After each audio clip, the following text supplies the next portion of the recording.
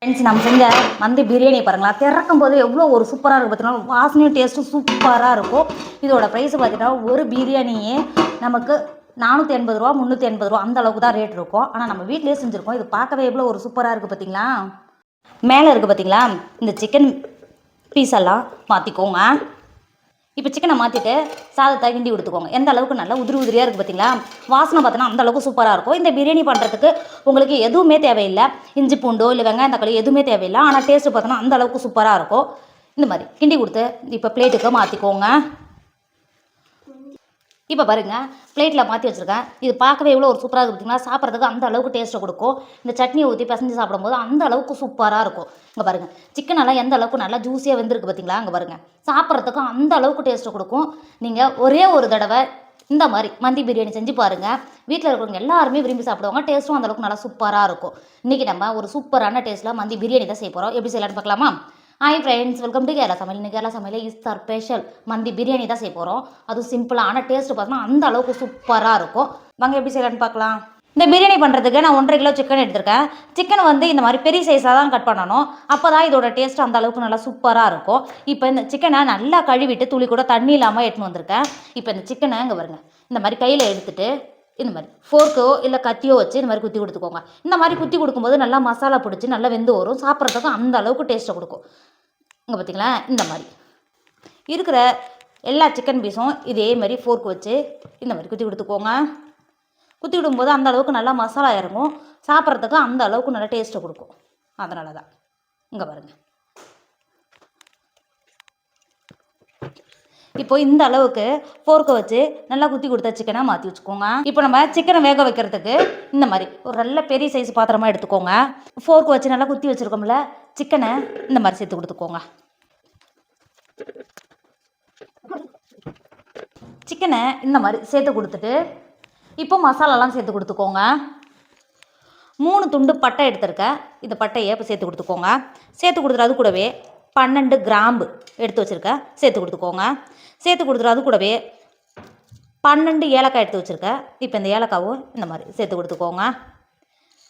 சேர்த்து கொடுத்துட்டு 3 table spoon மல்லி, 2 டேபிள் ஸ்பூன் மிளகு எடுத்து வச்சுருக்கேன். இந்த மல்லி சேர்க்கணுமான்னு கேட்டினா சேர்க்கணும். அந்த அளவுக்கு வாசனையை கொடுக்கும். இடையில சாதத்தோடு சேர்ந்து கடி சாப்பிடும்போது.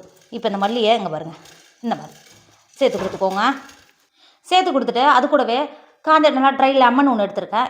இதோட விலை பார்த்தீங்கன்னா 12 ரூபாய். சூப்பர் மார்க்கெட்டுக்கு போனால் வாங்குறதுக்கு கிடைக்கும். நான் அங்கே இருந்தால் வாங்கினேன். இப்போ இந்த லெமனை இந்த மாதிரி சேர்த்து கொடுத்துக்கோங்க. அதோட வாசனை அந்தளவுக்கு நல்லா சூப்பராக இருக்கும். சேர்த்து கொடுத்துட்டு அது கூடவே 10 பச்சை மிளகா எடுத்திருக்கேன். இந்த 10 பச்சை மிளகாவை இந்த மாதிரி சேர்த்துக்கோங்க. சேர்த்து கொடுத்துட்டு அது கூடவே ஒரு கைப்பிடி அளவுக்கு நல்லா புதினாவை கழுவிட்டு எடுத்து வச்சுருக்கேன். இப்போ இந்த புதினாவை இந்த மாதிரி சேர்த்து கொடுத்துக்கோங்க. இதோட வாசனை அந்தளவுக்கு நல்லா சூப்பராக இருக்கும். சேர்த்து கொடுத்துக்கோங்க. சேர்த்து கொடுத்துட்டு அது கூடவே இங்கே பாருங்கள், சிக்கன் கியூப் இதோட விலை வந்து 25 ரூபா. இதுவும் நான் சூப்பர் மார்க்கெட்லேருந்து தான் வாங்கினேன். சூப்பர் மார்க்கெட் எப்படினாவே கிடைக்கும். பாருங்கள், இந்த பாக்ஸை திறந்துட்டு இந்த மாதிரி கையில் சேர்த்தினா இது மாதிரி 2 கியூப் இருக்கும். இந்த கியூப்பை இது இருக்குது பாருங்கள், இதை பிரிச்சுட்டு இப்போ வெளில எடுத்துக்கோங்க. 1 கிலோவுக்கு 2 சிக்கன் கியூப்பு கரெக்டான அளவு. இதில் அந்த அளவுக்கு உப்பு இருக்கும். நீங்கள் எடுத்த உடனே சிக்கனுக்கு உப்பு சேர்க்காமல் இந்த சிக்கன் கியூப்பை இந்த மாதிரி கையை வச்சு இந்த மாதிரி பொடிச்சிட்டு இந்த மாதிரி சேர்த்துக்கோங்க. நீங்கள் உடச்சி விட்டு சேர்த்தீங்கன்னா அந்தளவுக்கு நல்லா சாஃப்டாக தான் இருக்கும். சேர்த்து கொடுத்துக்கோங்க. சேர்த்து கொடுத்துட்டு ஒரு எலுமிச்சம்பழத்தை இங்கே பாருங்கள் பாதியாக கட் பண்ணிவிட்டு விதையை நீக்கிட்டு எடுத்து வச்சுருக்கேன். இப்போ பிழிஞ்சிட்டு இந்த எலுமிச்சம்பழத்தையும் சேர்த்து கொடுத்துக்கோங்க.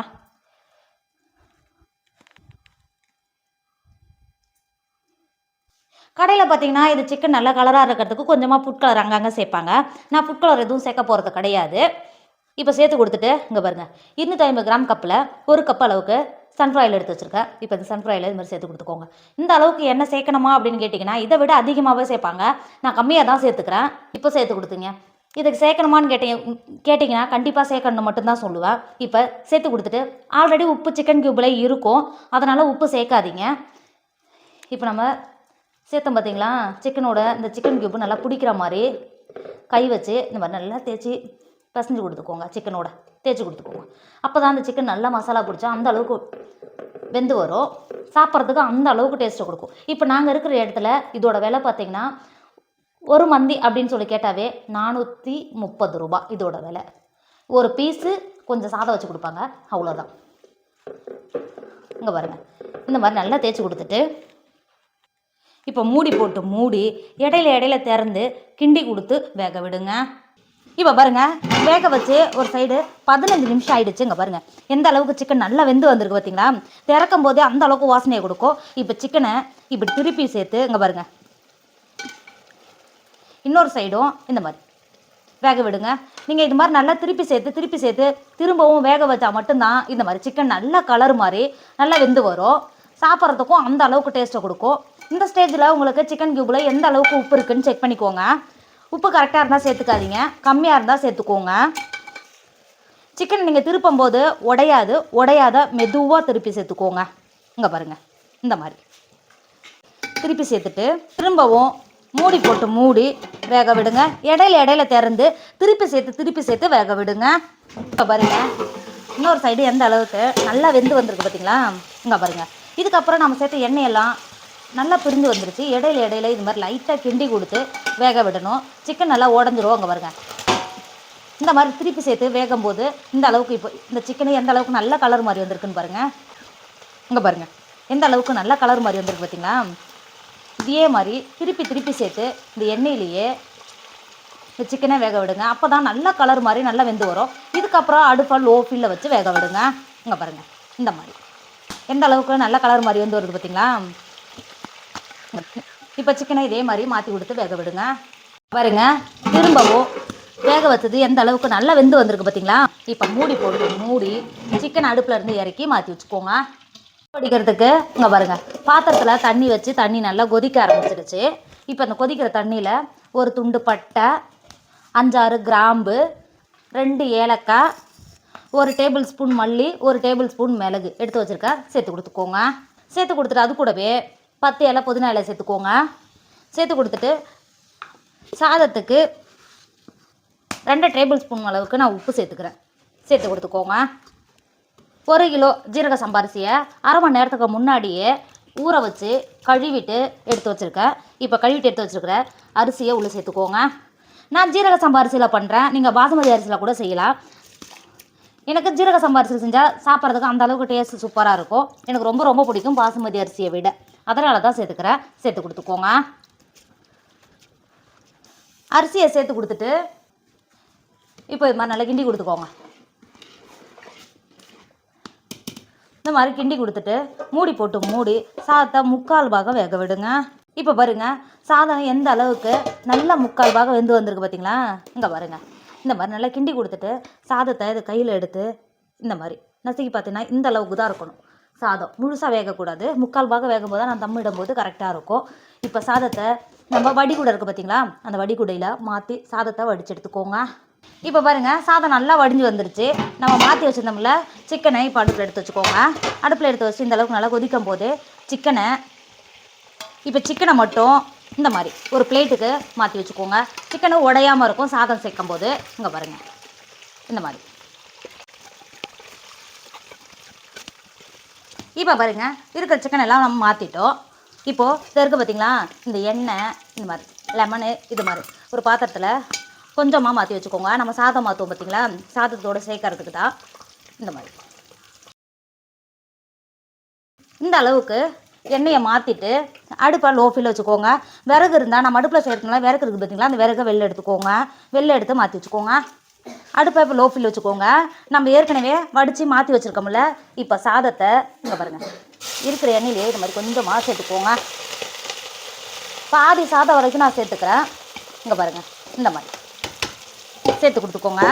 சேர்த்துட்டு இந்த மாதிரி லெவல் பண்ணிக்கோங்க. இந்த அளவுக்கு லெவல் பண்ணிவிட்டு இங்கே பாருங்கள் இந்த மாதிரி 2 பச்சை மிளகாய் எடுத்துருக்கேன். இந்த 2 பச்சை மிளகாவை இந்த மாதிரி உடச்சிட்டு இந்த மாதிரி சேர்த்து கொடுத்துக்கோங்க. இந்த பச்சை மிளகாவு காரம் இருக்காது, ஆனால் இதோட வாசனை அந்தளவுக்கு சூப்பராக இருக்கும். அதனால தான் இந்த மாதிரி சேர்த்து கொடுத்துட்டு இங்கே பாருங்கள் மந்தி மசாலா நான் சூப்பர் மார்க்கெட்டில் இருந்து தான் வாங்கினேன். சூப்பர் மார்க்கெட்ன்றவங்க சூப்பர் மார்க்கெட்டில் வாங்கிக்கோங்க. இப்போ இந்த மந்தி மசாலாவை 2 டேபிள் ஸ்பூன் அளவுக்கு இந்த மாதிரி சேர்த்து கொடுத்துக்கோங்க. இது அந்த அளவுக்கு வாசனையை கொடுக்கும். உங்கள்கிட்ட மந்தி மசாலா இல்லைன்னா அரபிக் மசாலா எது இருக்கோ சேர்த்துக்கோங்க. சேர்த்து கொடுத்துட்டு இங்கே பாருங்கள் பாக்கி இருக்கிற சாதத்தையும் இந்த மாதிரி சேர்த்துக்கோங்க. சாதத்தை இந்த மாதிரி சேர்த்து கொடுத்துட்டு இந்த மாதிரி லெவல் பண்ணிக்கோங்க. இந்த அளவுக்கு லெவல் பண்ணி கொடுத்துட்டு திரும்பவும் நம்ம எடுத்து வச்சுருக்கோம்ல மந்தி மசாலா, திரும்பவும் 2 டேபிள் ஸ்பூன் மாற்றி வச்சுருந்தோம் பார்த்தீங்களா, இந்த 2 டேபிள் ஸ்பூன் மந்தி மசாலாவும் இது மாதிரி சேர்த்து கொடுத்துக்கோங்க. இந்த மாதிரி சேர்த்து கொடுத்துட்டு இந்த பச்சை மிளகாவை இந்த மாதிரி உடச்சிட்டு சேர்க்கணும்னு அவசியம் கிடையாது. ஆனால் உடச்சிட்டு இந்த மாதிரி சேர்த்திங்கன்னா இதோட வாசனை அந்தளவுக்கு சூப்பராக இருக்கும். பச்சை மிளகாய் இது மாதிரி சேர்த்து கொடுத்துட்டு நம்ம ஏற்கனவே சிக்கனை மாற்றி வச்சுருக்கோம் பார்த்தீங்களா, இப்போ இந்த சிக்கனை சாதத்தோட இந்த மாதிரி சேர்த்து கொடுத்துக்கோங்க. சேர்த்து கொடுத்துட்டு இப்போ இது மாதிரி 1 டேபிள் ஸ்பூன் அளவுக்கு பால் எடுத்துருக்கேன். இப்போ இந்த பாலில் 1/2 டேபிள் ஸ்பூன் அளவுக்கு மஞ்சத்தூள் சேர்த்துக்கோங்க. சேர்த்துட்டு இந்த மாதிரி நல்லா கலந்துக்கோங்க. நம்ம ஃபுட் கலர் எதுவும் சேர்க்க போகிறது கிடையாது, அதனால தான் இந்த மாதிரி சேர்க்குறேன். ஃபுட் கலர் சேர்க்குறது அந்த அளவுக்கு நல்லது கிடையாது. அதனால் பாலில் மஞ்சத்தூள் இந்த மாதிரி கலந்து எடுத்துக்கிட்டிங்கன்னா இந்த மாதிரி சேர்த்து கொடுத்தீங்கன்னா மஞ்சள் கலரில் சாதம் இருக்கும். இங்கே பார்த்தீங்களா, இந்த மாதிரி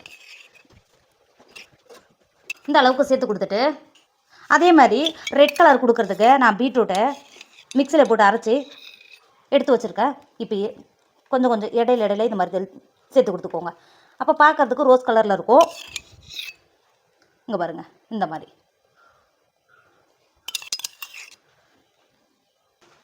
மாதிரி சேர்த்து கொடுத்துட்டு நம்ம ஏற்கனவே எண்ணெயை மாற்றி வச்சுருக்கோம் பார்த்தீங்களா, இந்த எண்ணெயை நம்ம சேர்த்த மசாலா எல்லாம் சேர்ந்து வர மாதிரி இந்த மாதிரி சேர்த்து கொடுத்துக்கோங்க.